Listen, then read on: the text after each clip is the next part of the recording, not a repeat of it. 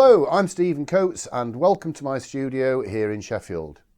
As many of you know, I have posted quite a few videos on YouTube and most of these are quite long with lots of information about the whole painting process. Most people want to sit down and create a whole painting but often forget that practicing and doodling can have a dramatic effect on skill level. So I wanted to show you a few exciting exercises you can do with watercolour paint that only take a few minutes. So I hope you will enjoy having a go at some of my quick-fire doodling sessions.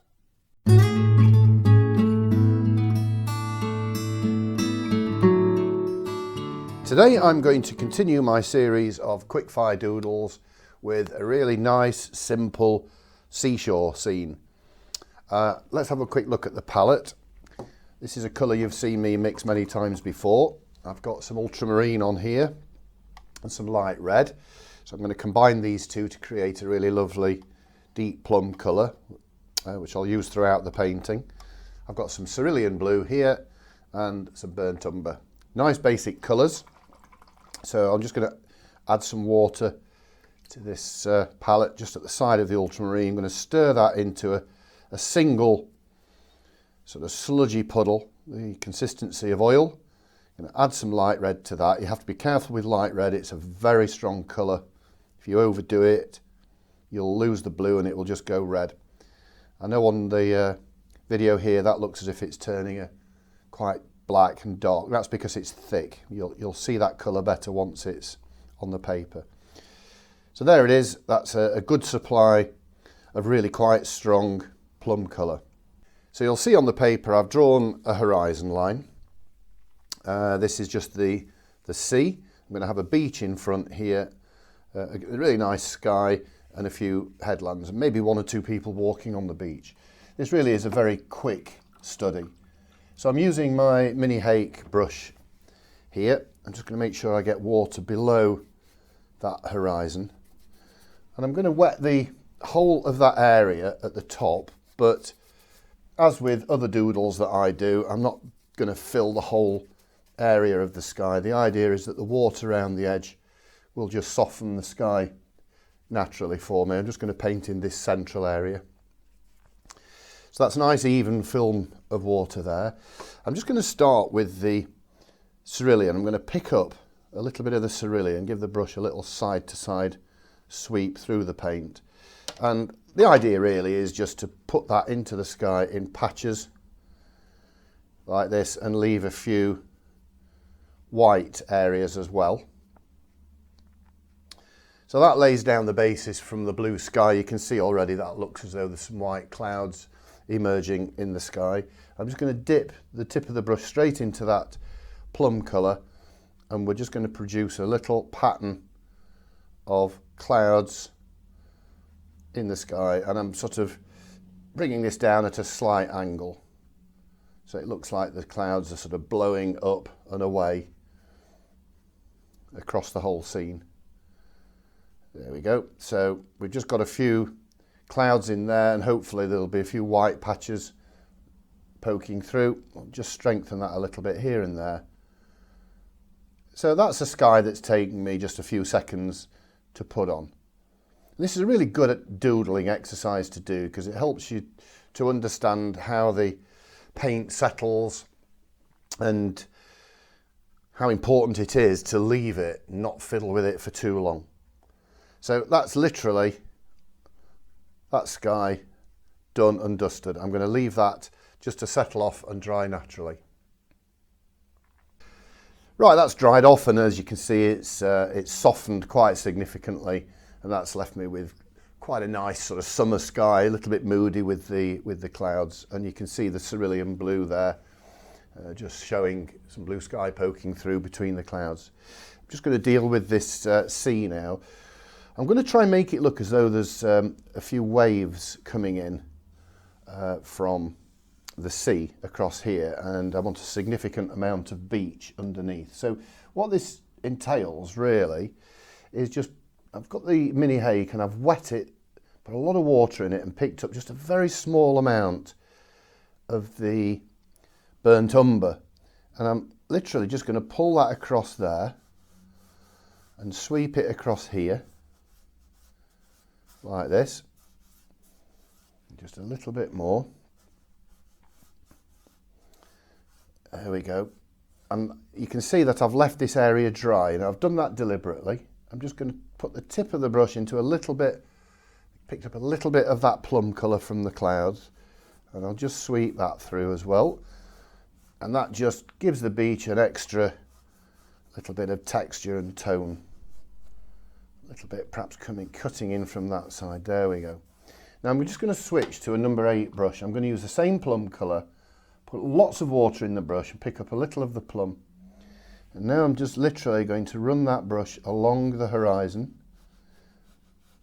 Obviously the steadier your hand is, the better for this, but there we go, that'll do nicely. And then I'm going to run it along again, and this time I'm just going to leave a few white lines across, a little bit more paint. Here we go. And what that does is it just looks like there's some breaking waves coming in. I'm not going to pick up any more paint now. What I'm going to do is just get the brush and hold it down quite low and slide that across so it just touches and blends in with that burnt umber that's on the beach. So the water doesn't actually have a definite edge. So it looks as though that sea is some way out and we've got a few breaking waves. So it's leaving the white, dry white space there that actually allows us to create those hard white lines. And that is quite simply all I'm going to do, and I've created the whole of the beach and the whole of the sea with the breaking waves in just a few seconds. It's now important that that dries off. Right, that's dried. As that's settled, you can see that there is a little bit of a blemish there. There's a little bit of water just trickled down. But I don't know whether to be concerned about that, but I'm going to put some people on this beach. So if I'm clever, I might be able to put maybe a couple standing here that might just cover that. So we'll come back to that in a minute. What I want to create now are some distant headlands, as though we were looking along the shore and you could see various headlands in the distance.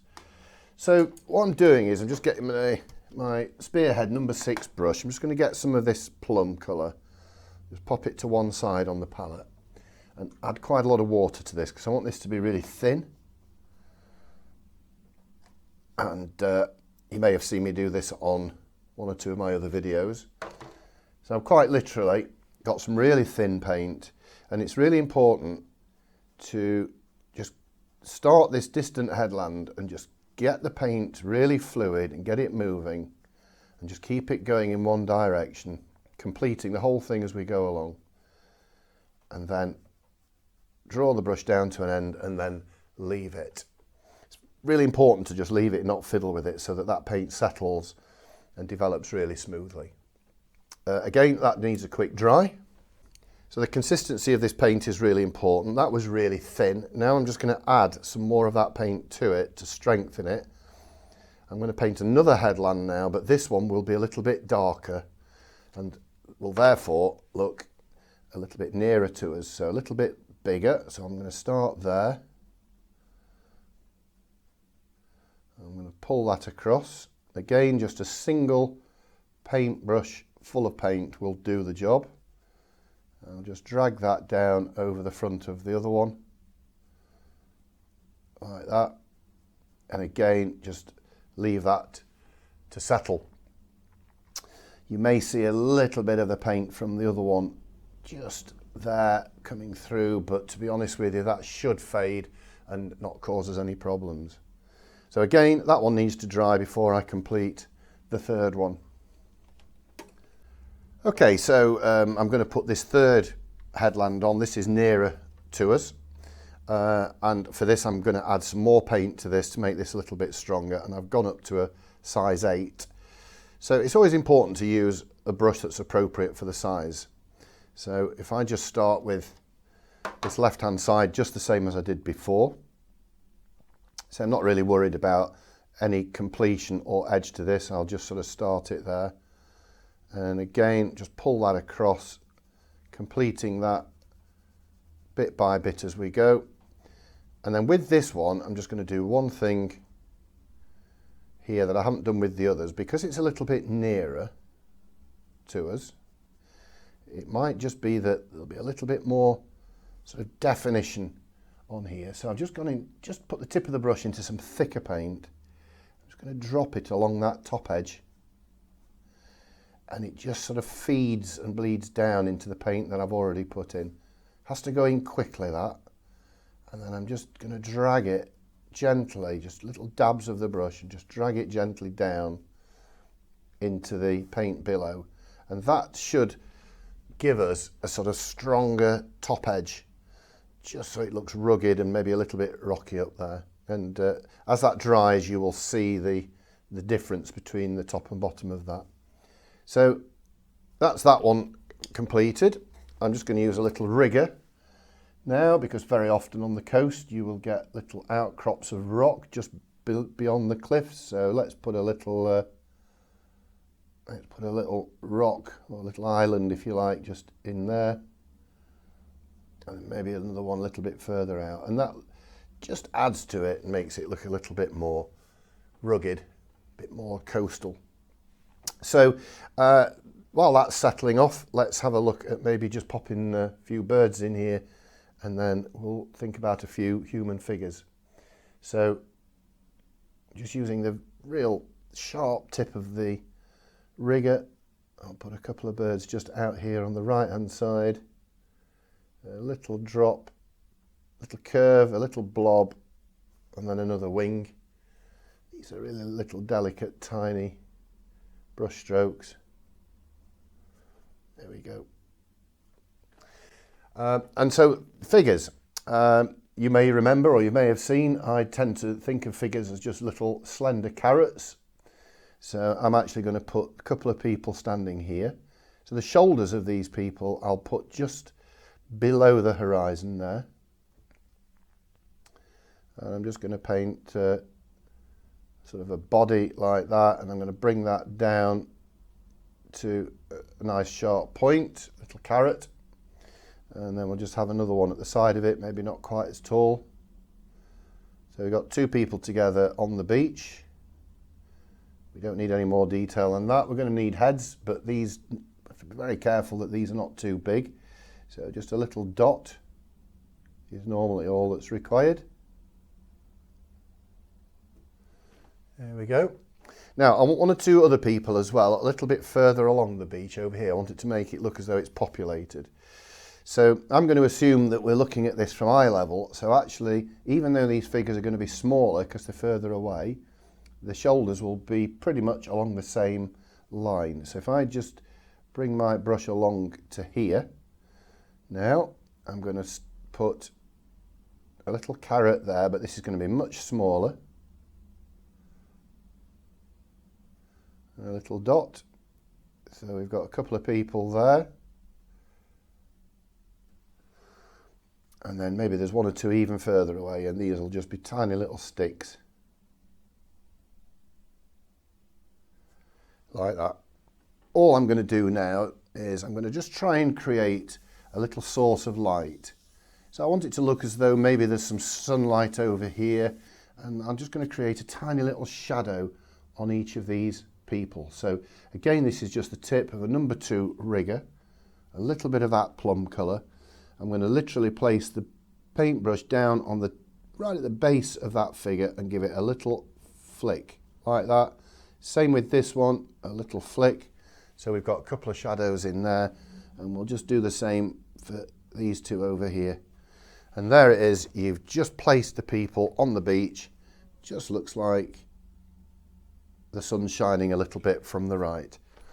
Just adds to the whole effect. So I'm going to call that a day. I hope you've enjoyed watching. If you want to have a go, I hope you have some fun and some success with that. Please do join me again on another one of my quickfire watercolour doodles.